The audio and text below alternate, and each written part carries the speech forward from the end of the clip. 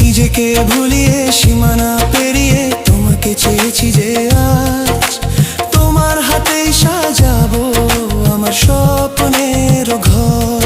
আমি তোমার প্রেমে পড়ে দুনিয়া ভুলে গেছি।